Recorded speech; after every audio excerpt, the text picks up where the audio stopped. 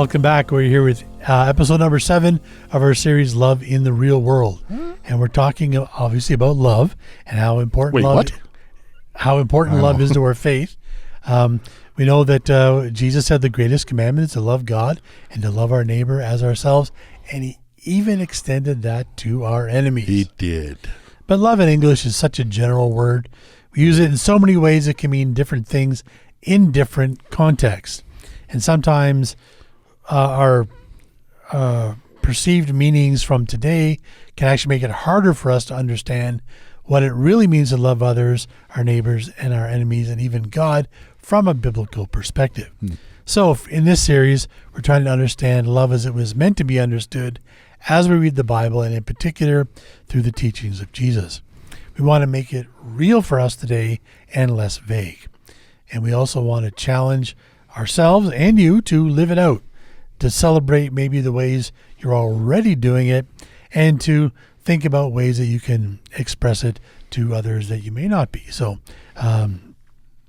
let's maybe take a few minutes and review what we've talked about so far in this series. Right, yeah. So we started off with the idea is that love is important. And one of the biggest reasons is because it's a defining characteristic of God. Absolutely, yeah. Love is also important to us. I mean, we have learned in a previous series that our brains are wired to be fueled by joy, and love is so crucial to joy. So we need that. We function better with it in our lives. Mm-hmm. So then we looked at a couple of definitions.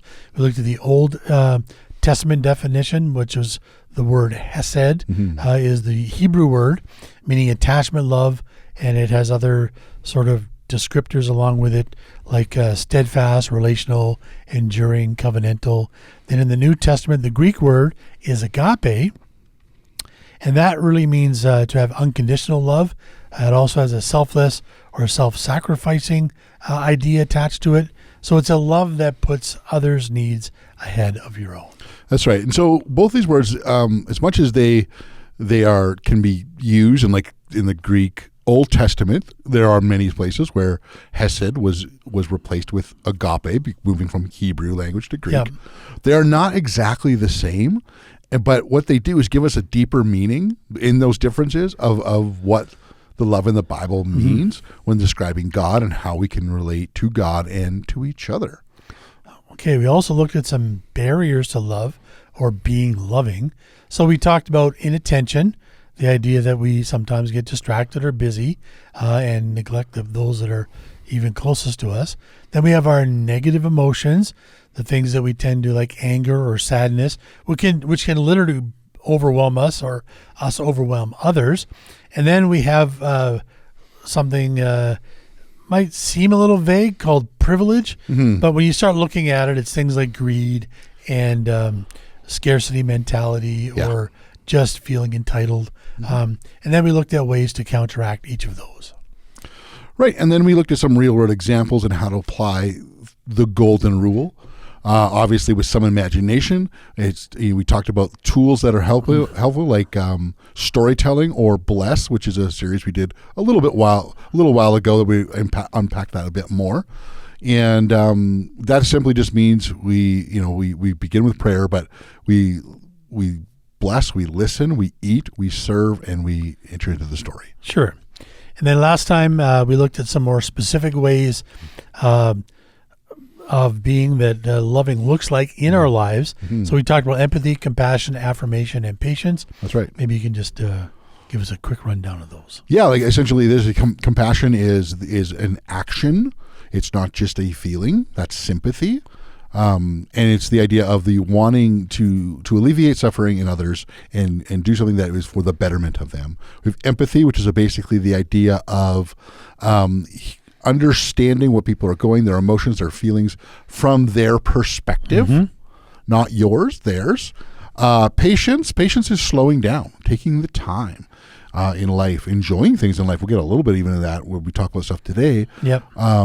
But it's the idea of slow down, and are you that speaking against entitlement and things like that. And then affirmation, which really is the idea of calling out that image of God in people, the strengths of the values, and being able to speak that and call that out. And just remember, much like the stuff with today, this is a choice. And you could choose the very healthy, life-giving way, which is gratitude, and we'll talk about that today, and things like that. Or we can choose a neutral point, which is not helpful at all, can be actually definitely, or the outright cruel way to...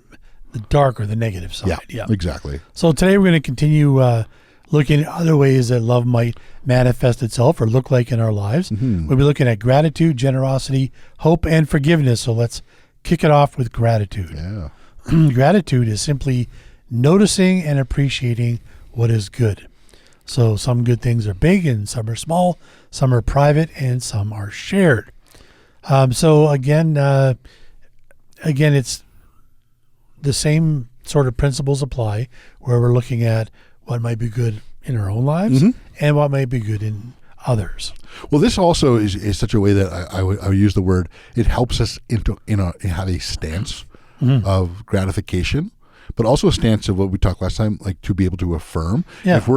If we're having a stance of gratitude, we're saying yes, thank you, and being grateful with how people are and what they do in our lives, but just being thankful, like you said, I can sit here and drink my coffee. This is really, really cool. Yeah. And again, it becomes our stance into which everything we can look at through the eyes of gratitude. That again, much like we talked about in a previous series, helps our brain in the joy, and it's actually healthier for our brain. Absolutely. Yeah. And it's healthier in how then we interact with those we want to. It's almost like sometimes I think the stance of gratitude helps us be empathetic and compassionate and patient and all of those things. It literally opens the door, because Yes. when I say thank you, and if I say thank you for, you can affirm what action they did for you, how it made you feel, all those kinds of things. So, it's a real gateway to some of these really other practices.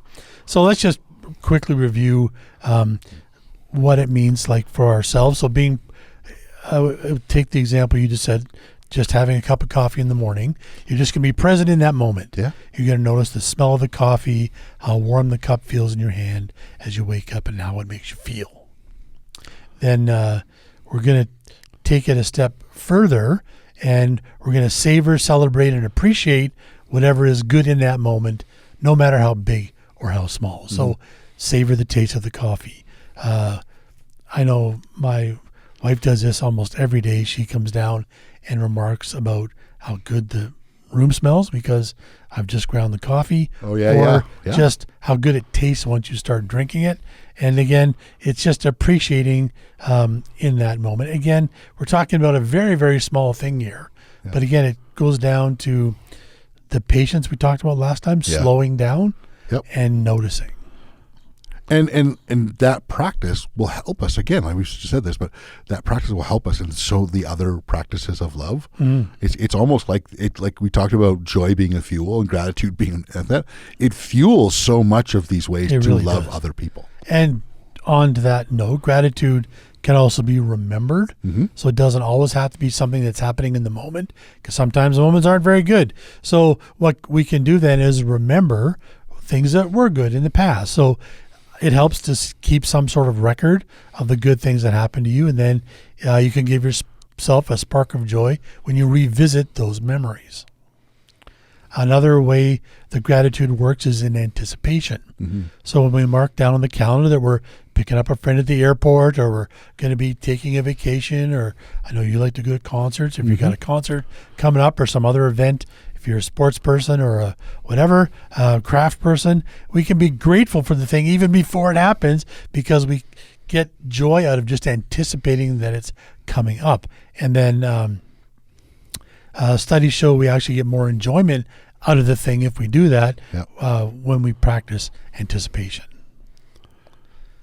And I can honestly say that this was a big part of our previous series we worked through last year. And I started practicing this, and I can say from my experience, it really does work. I think it's also, again, it's so important that this is a choice we make to do. Yep. And we can choose the more neutral thing, which basically we just don't acknowledge anything, any gratitude. Yep. Or the opposite, which is like we just like basically speak to how awful things Yeah. are. Always or complaining. Yeah. Always complaining and just like that. It's like it's the exact opposite. Yep. Or in that neutral ground, we just be inattentive. Yeah. Well, it's really, yeah. You're just like not acknowledging anything. Exactly. Another thing about gratitude is it can be shared. Noticing and appreciating when someone does something for you. Yeah. So again, thank you for doing that kind of thing. Or sometimes it's just experiencing something together. Yeah. I know when on our last vacation, we were at the ocean, and my wife likes to get up early and watch the sunrise. Me, not so much, but I started getting up and doing it with her because it brought her such joy, and her joy gave me joy. So, That's great. and then it can build up over time. So, maybe it's have the ability to write an email or a letter to someone that has been a positive influence on you over a period of time, like a friend, a mentor, a teacher, or a family member, and just tell them how much you appreciate them for their support over the years and what kind of difference it's made in your life.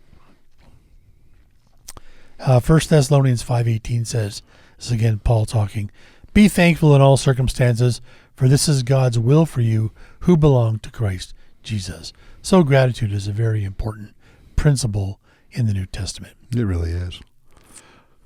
Your life will be more joyful if we're expressing gratitude. We need to make sure we're not too busy to notice and to take the time to express it, because we can just take things for granted.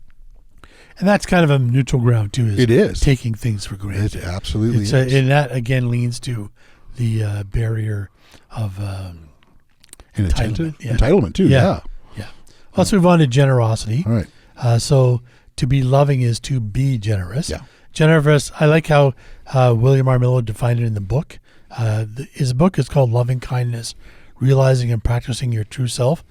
Great book to pick up if you're looking for those kinds of things. It's a generosity, as he defines it, it's a willingness or joy to share what you have with others and to give more than is necessary or expected.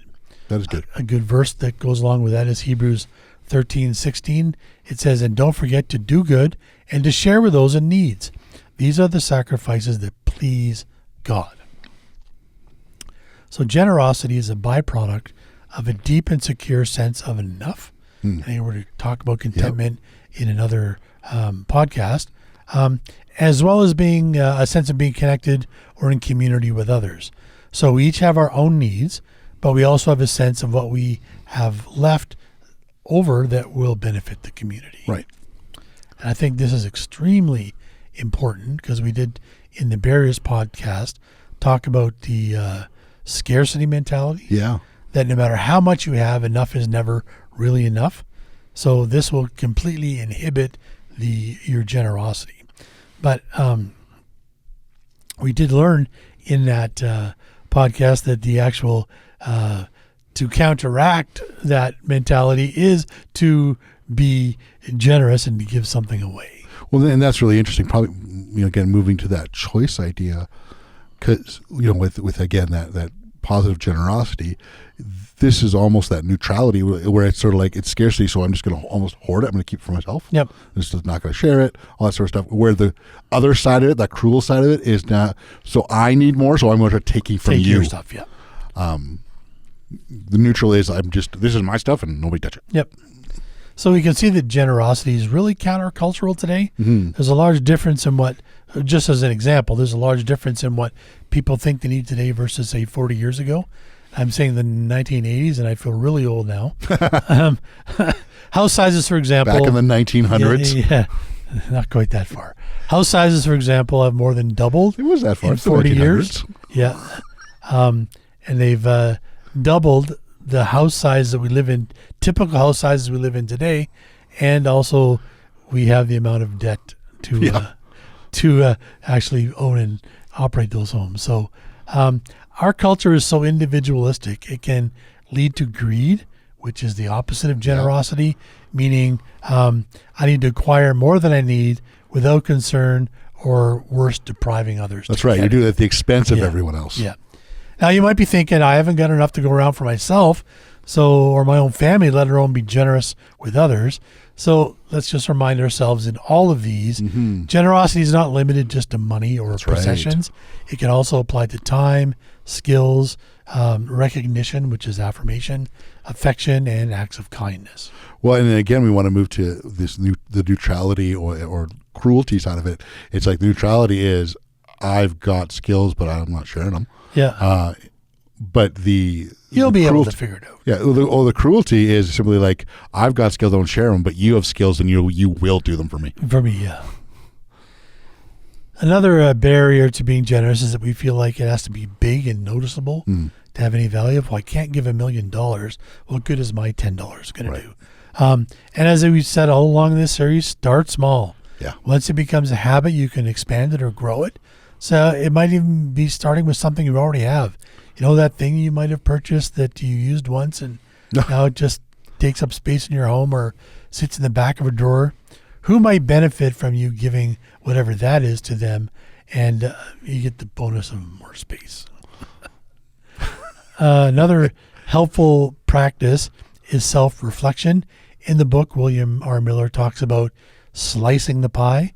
And what he means by that is you sort of make a pie chart. We'll just use time as an example of how you spend your time in a week. Yeah. Look at it and then say, okay, I look at the piece where I spent scrolling on my phone. That's much bigger than I thought it was. Yeah. And maybe I could take a little time from there. And so you're just making adjustments. You are. Yeah. You obviously have to sleep. Obviously you have to work. There's other things that you're responsible for that you have to take care of. Yeah. It's the other stuff that really, I think, will make the difference when it comes to generosity. That's right. Yeah. Because, I mean, he talks about basically like the neutral or idle zone. And he said quite often that's one of the biggest zones that we have. And sometimes we don't realize how big a zone it really is. Yeah, and we can just be a little more intentional. Yep. And again, that comes down to the choice idea. This is always a choice. We can, if we don't think about it, we can start scrolling and it's not intentional.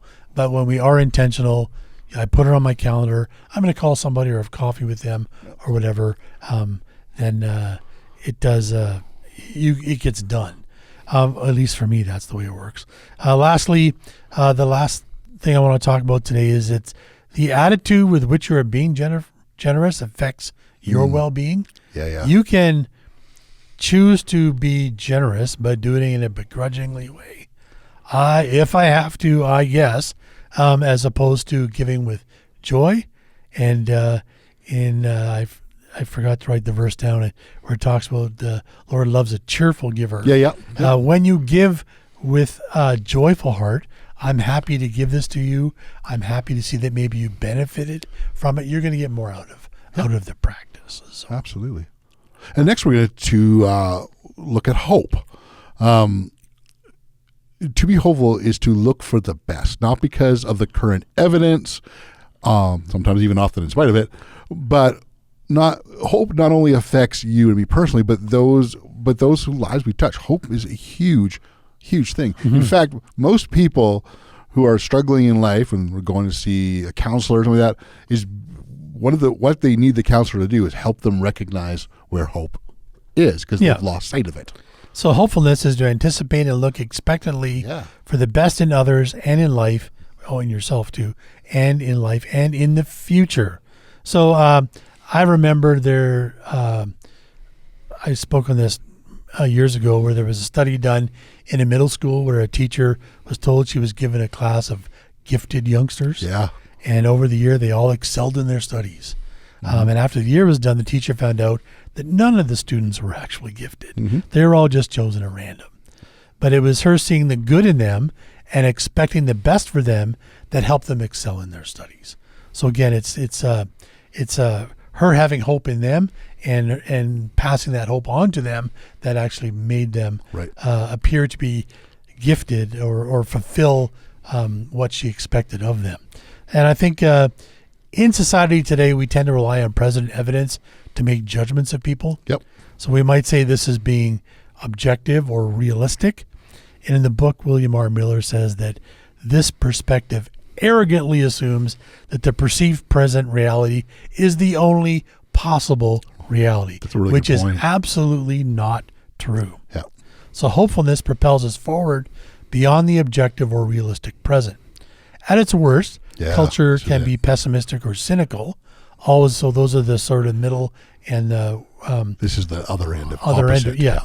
So to be pessimistic is sort of the neutral, and be downright cynical. Yeah. It gets a little further away. So both of them lead toward expecting a worse or the worst possible outcome. That's right. Now, the good news is that being hopeful, again, is literally a choice. It's not predetermined by our natures or where we grew up or how we grew up or by our genes or even our past experience. And again, we've said this before, but it applies to all of these. It's a choice.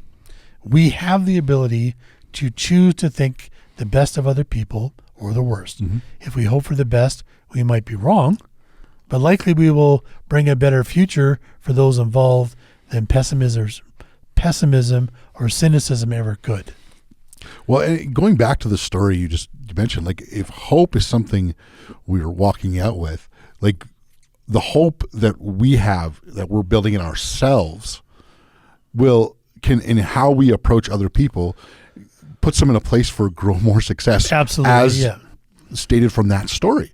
It's like, so it's not even so much, and we want to do this to instill hope in those people. Simply, if it's in us, Yep. it'll affect the success of how people and the flourishing of people around us. Yeah. And again, we might be wrong. They might not come all the way up to what we hoped for them, but it's going to be better than if Yeah. we were constantly riding them with pessimism or cynicism.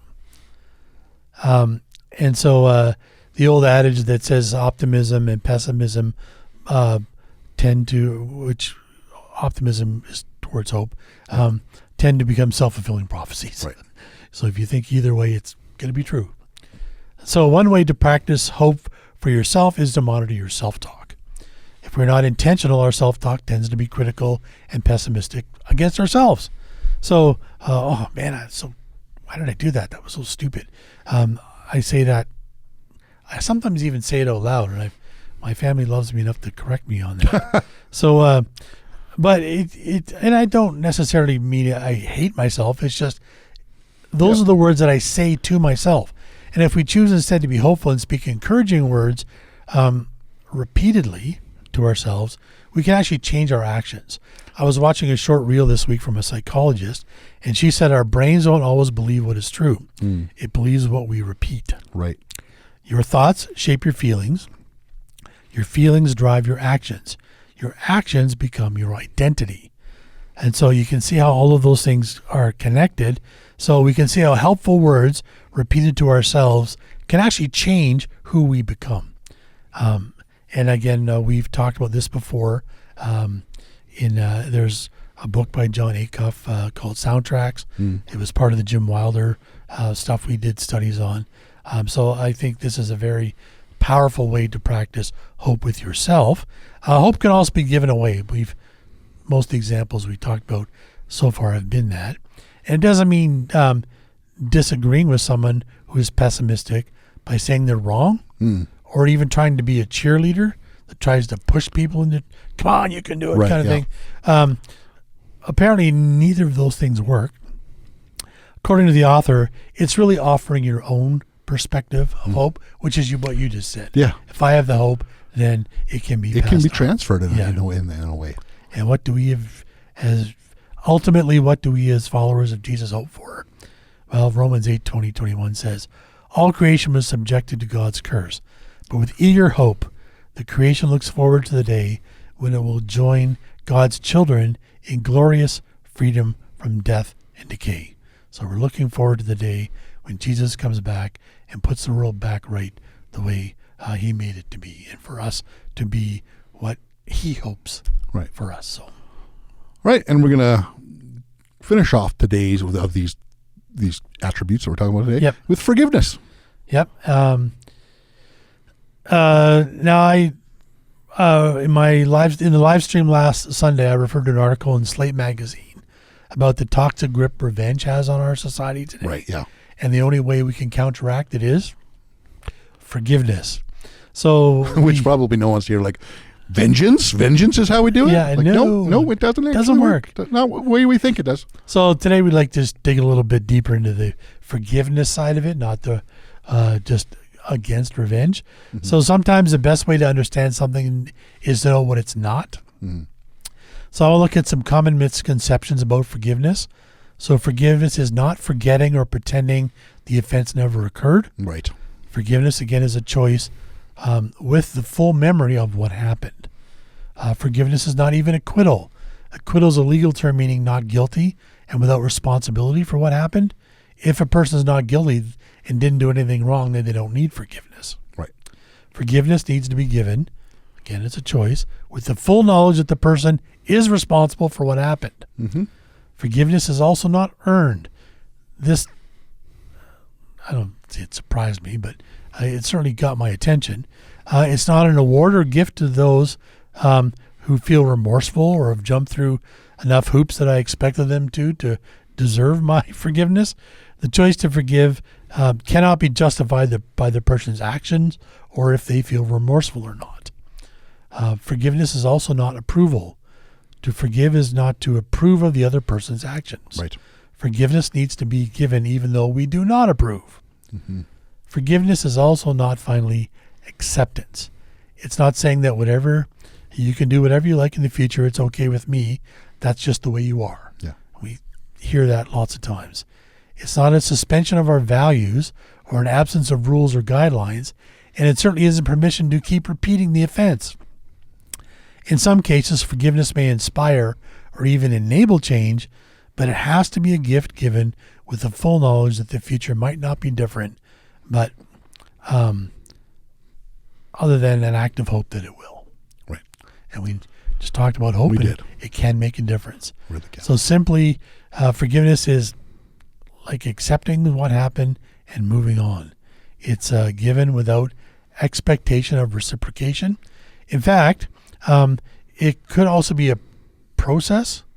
So you had to say, I choose to forgive and it's over. Sometimes it takes time to process your feelings.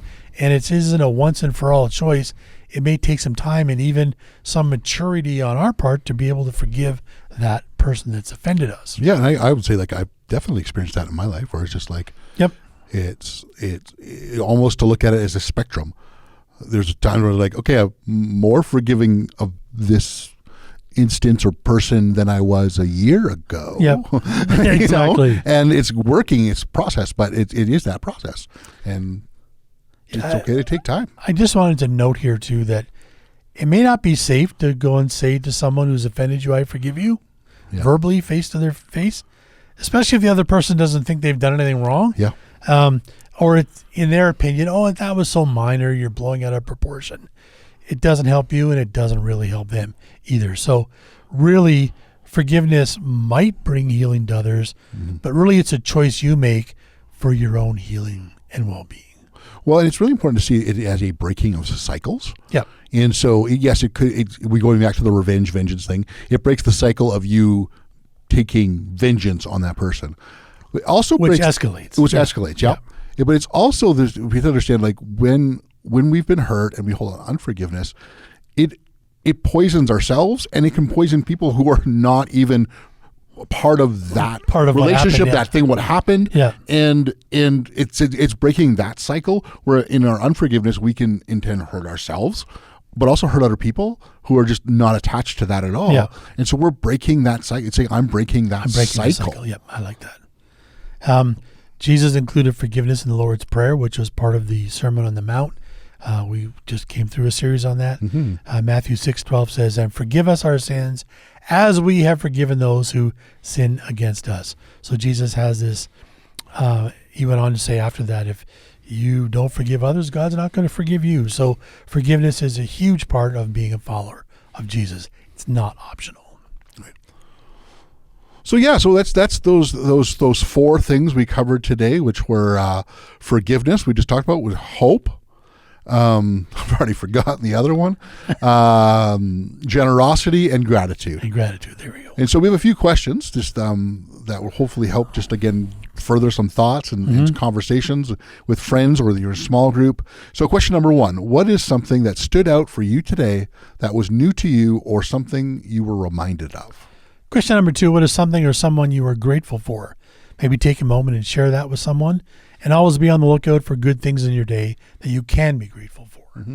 Question 3, take a moment for some self-reflection and try the practice of slicing the pie with regards to your time. What adjustments would you make to be more generous with your time and with the people you care about? Number 4, do you really believe that hope is a choice? What is holding you back from making that choice? And number 5, of all the things that forgiveness is not, which one or ones did you believe and find it a relief that it was not a requirement in forgiveness? Who do you need to forgive so that you can move on in your own life? So again, sometimes those questions can help us sort of, again, bring it into our world, bring it into our lives. And again, this is all about how we love.